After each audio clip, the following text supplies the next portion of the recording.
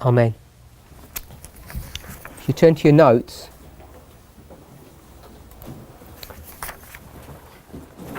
what is a prophet? The Present Truth, Volume 4, The Present Truth, November 4, 1886. We're on paragraph 7.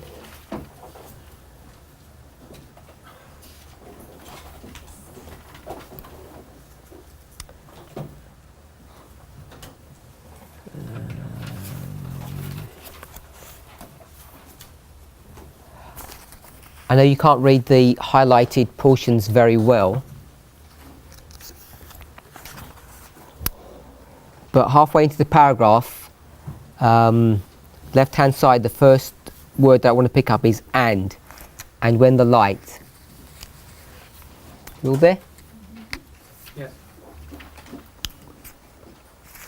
So we're in our notes, Present Truth, November 4, 1886. It's page 6, and it's the section that begins with Daniel, paragraph 7. Halfway into this paragraph, I'll read. And when the light of the world, the Sun of Righteousness, has once risen, its illuminating rays were not only reflecting light to the future, but back through preceding generations, giving significance to the whole plan and purpose of God from Adam's day down through all the patriarchs and prophets. The old ceremonies were lighted up. These luminaries, which God had placed in the moral heavens, were never more to grow dim, but were to shine with clearer, steadier rays as the light from the cross of Calvary flashed upon the prophetic past.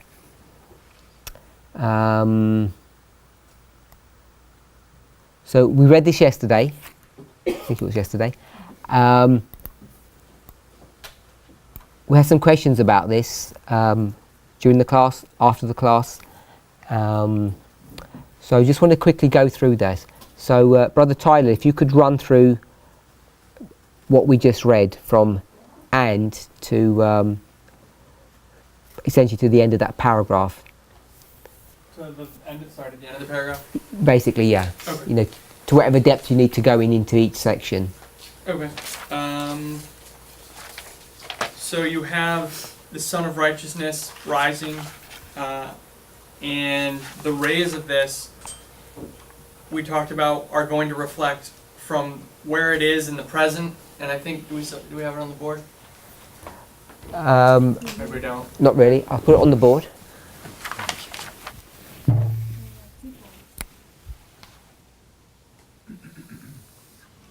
Well, I guess we do. It's the one right under there.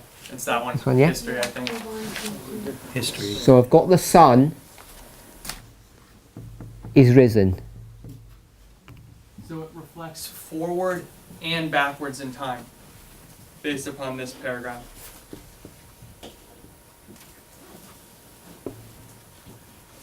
And she specifically highlights the past in the end of the next sentence, and it's giving significance to the whole plan and purpose of God from Adam's day through all the patriarchs and prophets. The old ceremonies were lightened up.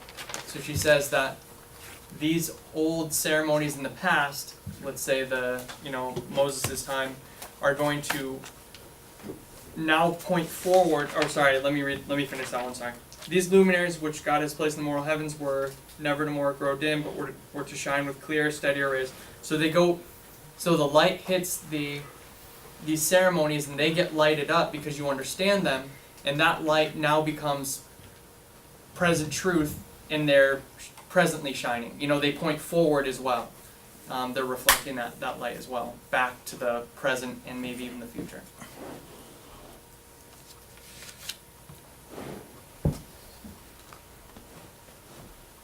So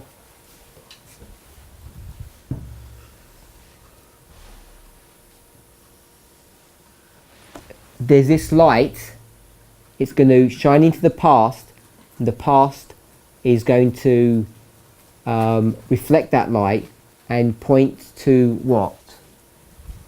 Say that again, sorry? I didn't follow that. I'm trying to repeat what you said. Oh, so, okay. If I answer what you said, the light here is going to go into the past, and these past Are going to shine now. is that what these luminaries are? Yeah. Is that the past things? The past things. In context, it was the ceremonies. So and these others. past things, these luminaries are going to then shine their light forward or reflect to where? Definitely the present, but I think you can even make an argument for the future. So I've got them reflecting back to the present. Anything else? So on the past ones, what happens about the future? The future. I'm still thinking about the future.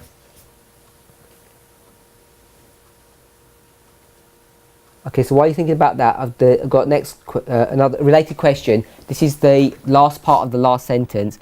But we're to shine with clearer, steadier rays as, so that's what she's talking about. Now she gives an example.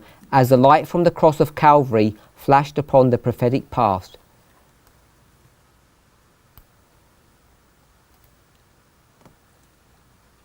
Brother Mario, that last part.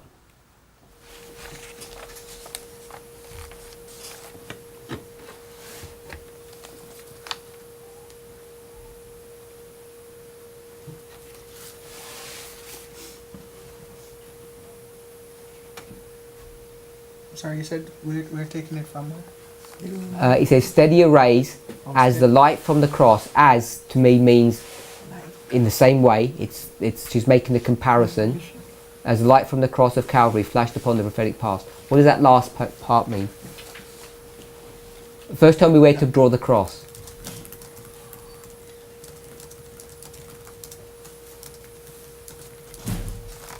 On your line there. On the picture, where do I draw the cross? What does as mean? It's like comparison. So it's a comparison, and the thing that she's comparing this thing is talks about the cross. So where do you put the cross? The cross is in the past. So you're going to put the cross here. Yeah. Brother Philip? I would say that as is Just tell me where to put the cross first. no, I would put a cross in the middle and the light of the cross. So you're going to put the cross here. Brother Mario? And the light of the Brother Mario? Why are you putting the cross here? Because he's putting it here. Because it says the light that, as you have it there on the diagram, it says it is compared to the cross that lighted up. So if that thing is being compared to the cross, then the cross must have been something before it, because it's making a comparison. Brother Bob, where did you put the cross? Right in the center. In the centre. Sister Rachel? I would put it in the center Why? because it seems that the light from the cross is flashing back upon the prophecies of the past. So the cross is up here and its light is shining backwards. Brother Philip, the key words. Us here is like, as I was running, it started to rain. So it's like steadier rays, we're to shine clearer, steadier rays. Us, the light from the cross of Calvary flashed upon the prophetic light. And it's like it's a cause and effect. They started to shine with clear, steady rays because the light from the cross of Calvary flashed upon the prophetic past. And key word is past. Because the light... Well, he's got the past. He's got the cross underneath the past. So why is your structure different? Well, it's past. What key words are you picking up? If I'm shining upon the past, or something is shining upon the past... Show me where it says that. What's shining? The light from the cross of Calvary flashed upon the prophetic path. So give me the key words to create this structure that you've got. I don't know what keywords. I would say past, because past is past. I count past as in reference to the cross, like the past of the cross. Maybe I'm wrong. Sister Tess?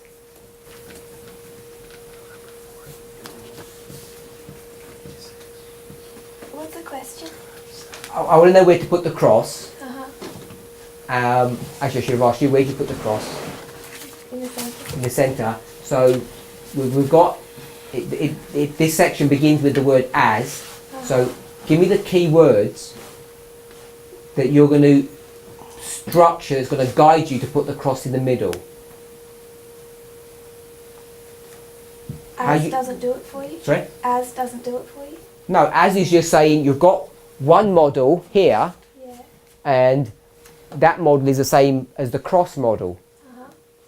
So But that's- we don't know where the... Yeah, but Brother Mario can't see that. You can't just say it's obvious, because it's not obvious. So I'm saying you must be reading in those words somewhere that you can show him. If you see this word or that word, it will help you to guide. It will help to guide. So upon. upon. Okay. Any other words besides upon? Past. That's upon. I would have gone with two words. The first one would have been from, and the second one would have been upon. So it says light from. Can you see that, Brother Mario? So it's from where? From the cross. From the cross. So the cross is emitting light upon. So that light is hitting something. Yes. If you go back to what it's compared to above, it's the Son of Righteousness is illuminating rays upon the past and upon the future. I don't think it even uses the word upon in the original. So can you Judah. sorry?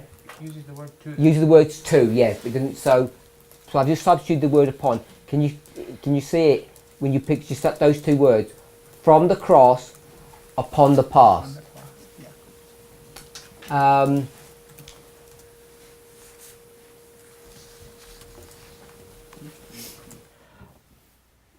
Just one question. It says, and when the light of the world, the Son of Righteousness, has risen, its illuminating rays were not only reflecting light to the future.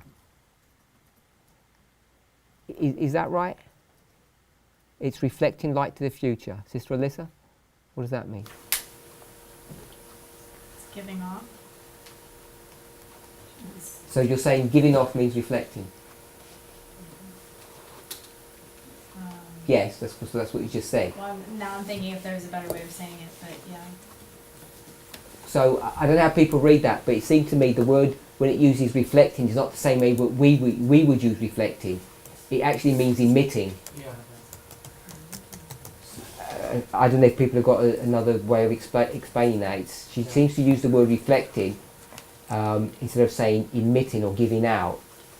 And I'm suspecting it's maybe the way that they just use their language. It can mean that in the 19th century. I'm not 100% sure. But the Son of Righteousness is not reflecting light, it's emitting light. Brother Bob?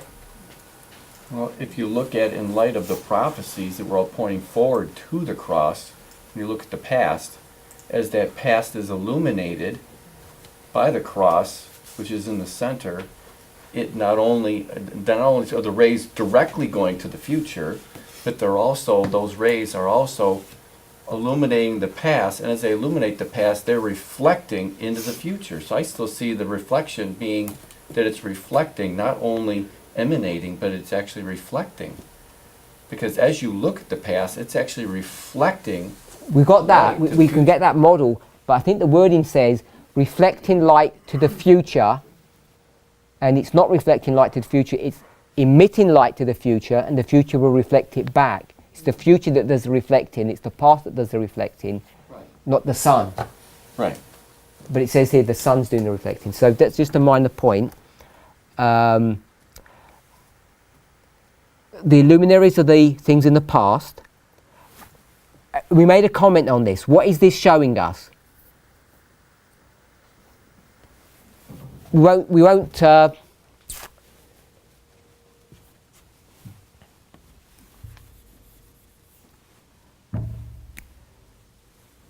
if we're going to use the cross, that's not the cross. And we put a line here. This would be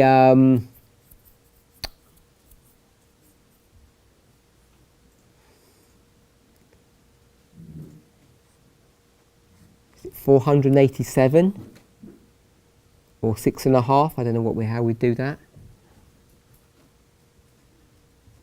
31 to 457.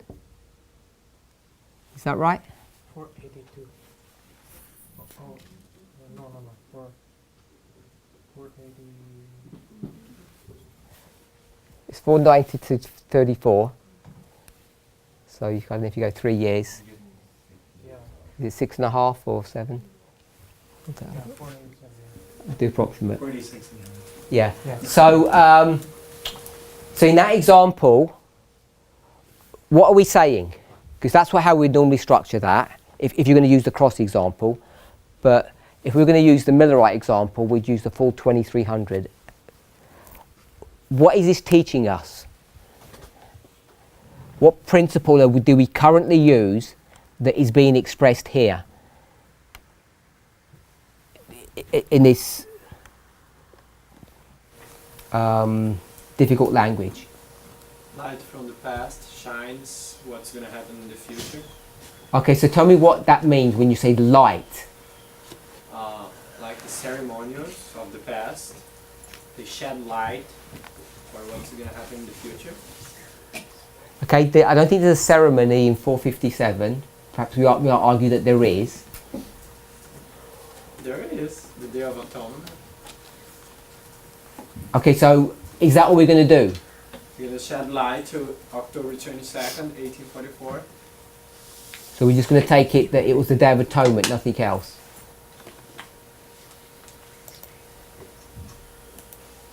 No, of course it teaches more things, but I think that's one level of what it's saying here. But of course, I think what happened in the past is going to shed light to what's going to happen in the future. Yeah, you just said Day of Atonement, if we make that Millerite history. But to what other degree do we go? We go to every event, every waymark, every symbolism. Brother Tyler? That as you look back at the past, whatever the event would be, so 457, if we're going to do 457 and 31, that somehow,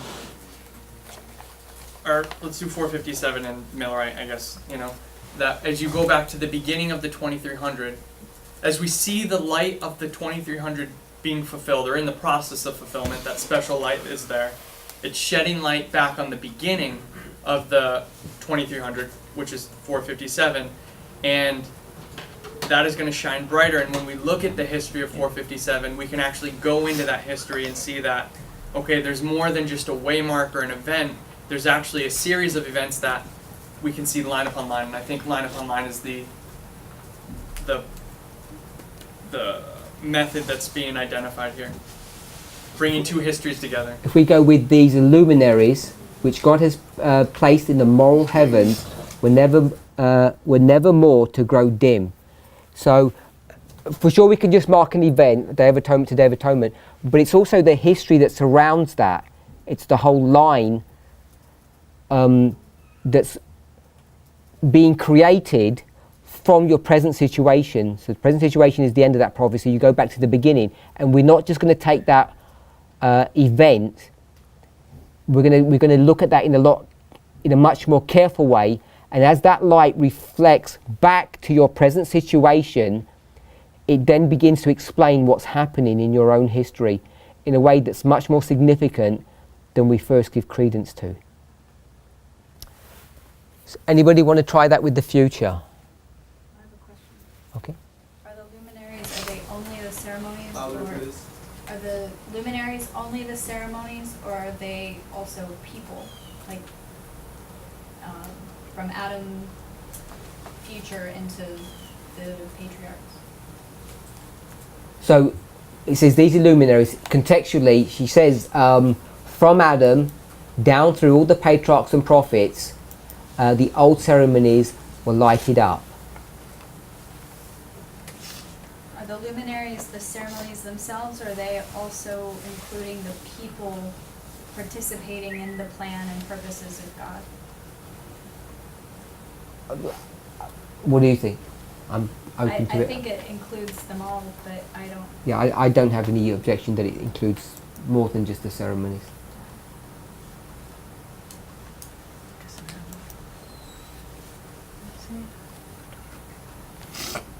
How do we do this with the future?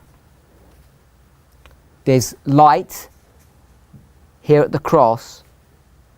It's shining into the future, and the future is going to reflect back. Sister? Yes?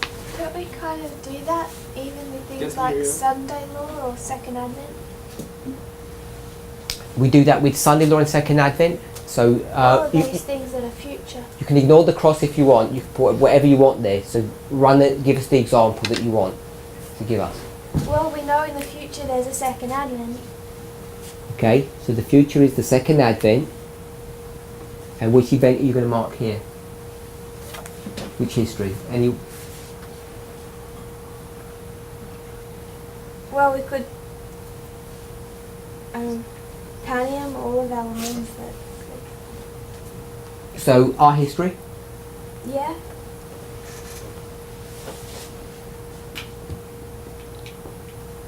Okay. So there's things happening in our history, and they're shining forward to the Second Advent. And the Second Advent is now shining back to us. Yeah. So how does that work? What we're learning? Because we know it's not literally the Second Advent, but it's giving us information. Okay, so you've got Second Advent and you've got Panium. Sister Rachel, why has Sister Tess said Panium? Why did she pick Panium? Panium. That's it for me.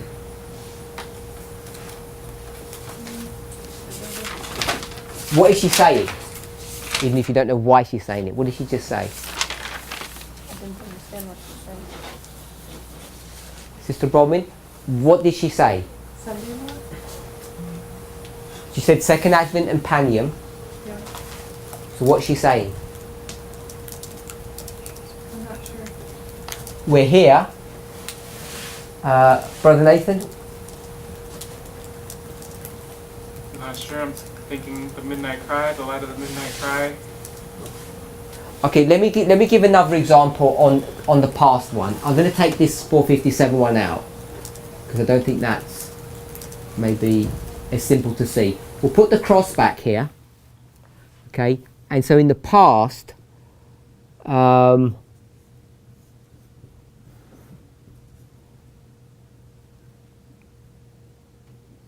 we'll have an altar and we'll have an animal that's on the altar, sacrifice. So you come to the history of Christ, and when Christ is 12, he goes to the school of the rabbis, and they get into a discussion, and he wants to explain to them what that past meant, and they have no idea what's going on. So it doesn't, nothing happens. But when you get to the cross, this light of the cross does what? It emanates from the cross and shines back into the past, and it's going to hit this sacrifice here, this light, and the sacrifice is going to bounce back. So what is that model doing there? Brother Gregory. Well, it's showing the ultimate real significance of the sacrifice when the real comes about. But you can only understand that once this event happens. Right. You know,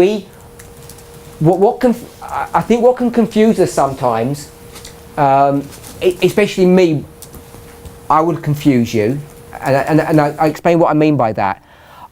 I'll say something in a way that I don't mean I use forceful or strong language, but I'll say something in a fashion that this is the correct way of looking at this thing, and you can be deceived into thinking it's the only way of looking at any one thing. So I'll give the example now. You go to Millerite history, and we say these people are without excuse. Sinful neglect, laziness, carelessness. They've got no reason not to understand what's going on. So I've said that a number of times. The disciples, John the Baptist, and I believe that is true. But because this might be the latest or the most recent version of those histories that you've heard, you might tend to want to erase all the other versions of those histories that you've heard in the past. Does that make sense? I'm saying the version is these people are bad people, no excuses. And you think, that sounds right, sounds convincing, so all my other versions of those histories must be wrong. Poor people, it's not their fault, let's blame God. That must be wrong. This one must be the right one because it sounds right. That's the deceptive bit. I'm saying this is right, but it's not the only right version. There's another right version. And we read that. I'm going to read it back to you if I've still got it on. Yeah. This is 17MR 1.3. We read this. It's not in your notes. There are those now living who, in studying the prophecies of Daniel and John, that's the introduction, received great light from God without looking. When did they receive this great light from God? See in this lower picture there. When did they receive the light from God? Can everybody finish the last bit? They received great light from God as? They were going over the ground. So it's here, the special prophecies, as they passed over the ground. And why did we say that? What point did I want to make from that? Anyone? What was the point I wanted us to get from this quote from 17:1.3? Brother Philip. That you receive light upon the prophecies only when you are during the proximity of their fulfillment, like in that reform line, the specific reform line, not before or after. So I don't know if that was too fast for you, but you didn't hear it. Okay, so I'll repeat it. For those who heard, the most important word for me was only. That's the most important word he said, is only. So what this passage is telling me is that you are only going to receive special light on the prophecies when you're living in the time period of those prophecies. So here they are, 3 prophecies, P1, P2, P3. They're being fulfilled in this history. And as you're walking on this ground, in this history, in this reform line, it's only then that you could ever even understand what was happening. If you're here, there's a cross. It means before this history, before this ground, you can't understand what those prophecies mean. Afterwards, it's obviously too late. You learn what the prophecies mean and their significance as you're walking in them. That's what we said yesterday. So hopefully we all agree with that. So I'll read the quote. Now you've heard Brother Phillips and my explanation. They received great light from God. The great light is, we know what's happening. I'm going to add a word, only as they passed over the ground where the prophecies were in process of fulfillment in their order. So as they're being fulfilled and you're experiencing this real time, present tense, it's only then that you could even ever understand them. Okay, so we've got one story. You're in the history of the cross, and these people have got sinful neglect. They should have understood Isaiah. They should have understood what a lamb meant. I mean, they've been doing this for centuries. How could they not understand? Abel understood. Abraham understood. He said, Abraham saw my day. And he said, how could Abraham see your day? You're not that old. And he says, I am. So all these people have a glimmer of that, Abraham does. But, so that is another story. So now there's another story. The cross comes here. And you're only going to understand what the past was as it's going to be fulfilled. So there's a special prophecy. What's the special prophecy? The sacrifice. It's a special prophecy, not a time prophecy. It's a special prophecy. As the special prophecy is being fulfilled and you're living in that history, then great light, the great light of the cross is going to stretch back, illuminate this sacrifice. It's going to reflect back, and now you're going to understand that all those lamb sacrifices are now being fulfilled here. And you could not have done that beforehand. So you can't go to Daniel 9 and it says in the midst of the week. You can't work all of that out. Because it can only be worked out in the history of when it's being fulfilled. To me, that's what this passage is saying. So you've got one story that runs this way. It's not your fault. You can't work it out until you're living the history. And there's another one that says, these people should have known what these lambs were doing. It's not that complicated. Sinful neglect is one, and it's not their fault, because until the light comes, until you come into the history, the past doesn't even reflect. Because the past, these sacrifices have no light in and of themselves. Two different ways of seeing it. Now we know, the first one I said, sinful neglect. Do these sacrifices have some light? Of course they do, because if they didn't have any light, what was the point of doing them for so long? It's two different ways of looking at the same history, and sometimes we can say it's only one or the other. It's both ways. Brother Tyler. How could it, in that kind of way, don't you have to see one or the other? Because they appear to me at first glance as mutually exclusive. Maybe they're not, but they at least appear to be at the initial inspection. And I'm trying to think of how to marry those two up to where they aren't mutually exclusive. Because I see the wisdom in both of them. I see the logic.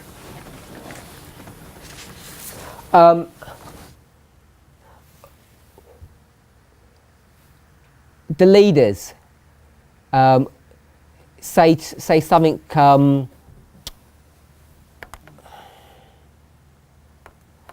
I think they say something like, in the time of Christ, are we without sin?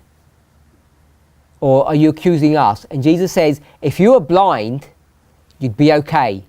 But you claim to be able to see. When you make this claim about something, then I'll judge you upon your claims.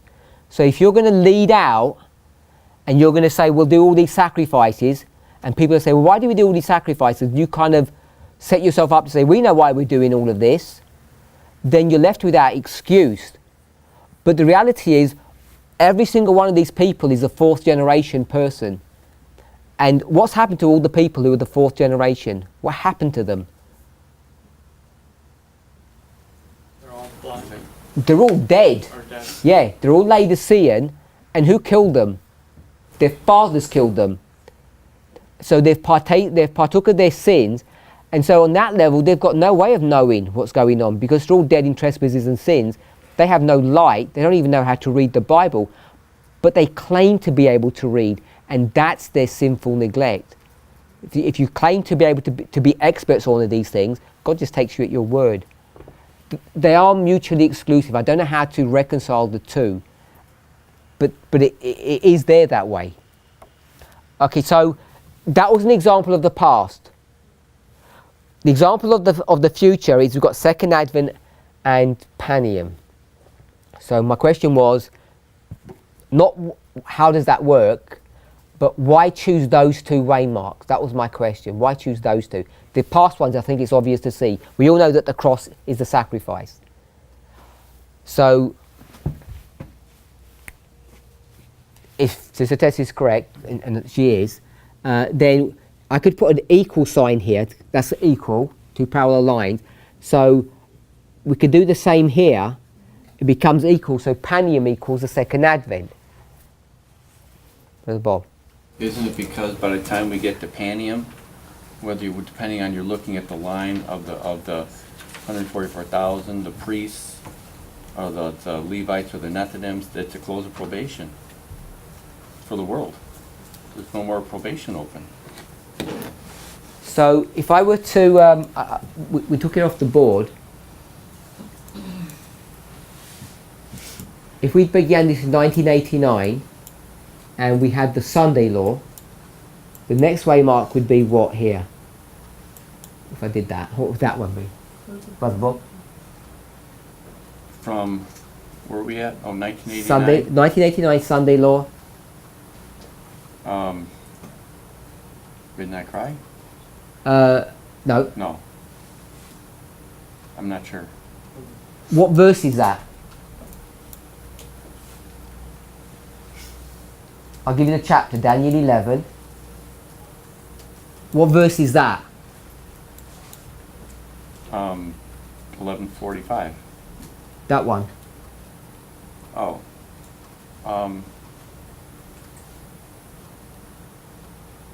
And at the time of the end, Yeah. shall the king of the south. Isn't that Daniel 11? Verse That's what I said, 45? Daniel 11. But which verse? 45. The 46? That's verse 40. Oh, Daniel 11:40, excuse me. That's 11 verse 40. I'm sorry. And that verse? That would be Daniel 12:1. Sunday law.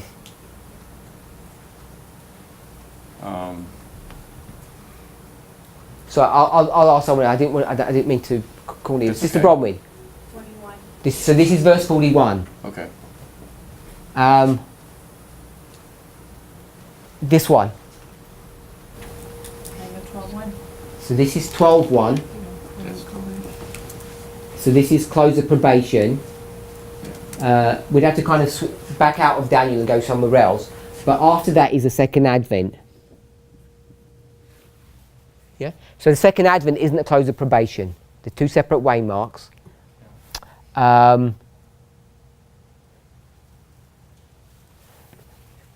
Nothing to do with what we're doing. But if we've got 40, 41 and 12:1, I'm going to get this and expand it. Sunday law, COP, and this waymark here, I didn't put it in, but this would be the loud cry. Okay, with that, Sister Bronwyn? Yeah? 41. 12:1. So I just got that and made it bigger. You're happy with that? So far, yeah. Where do I put verse 42?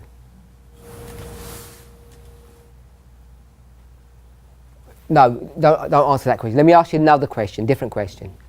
There's verse 41, and I'm going to start it here. Where do I end verse 41? Where would you end verse 41 in this line? You could just say it's a point, or however you want to do it. I don't want to direct you in any particular way. Where would you? How big would verse 41 be in this line?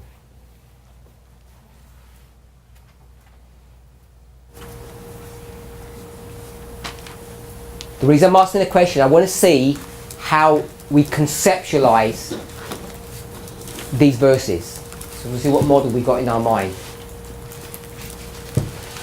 Before the close of probation. So how far do you want me to go along, or you just want to leave it as a dot? After the loud cry, before the close of probation. Maybe So- up to the close of probation. Up to. Yeah. So verse 41 looks like that, you're saying. Yeah. So verse 41 is the United States. Verse 40 is King of the South, Russia. And verse 42 is Egypt, the world. Where would you place verse 42?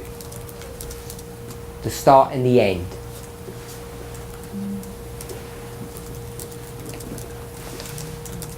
In the middle. Loud cry. So we'd have verse 42 here, and how far would that go? In, I don't know. I'm trying. I don't know. But don't say sorry. I'm just. I go to the end of it. Yeah. It becomes really difficult when someone corners you and says, "Give me a visual representation of what you think." It's a lot harder to talk without a board, and we can kind of smooth things out with words and cover stuff.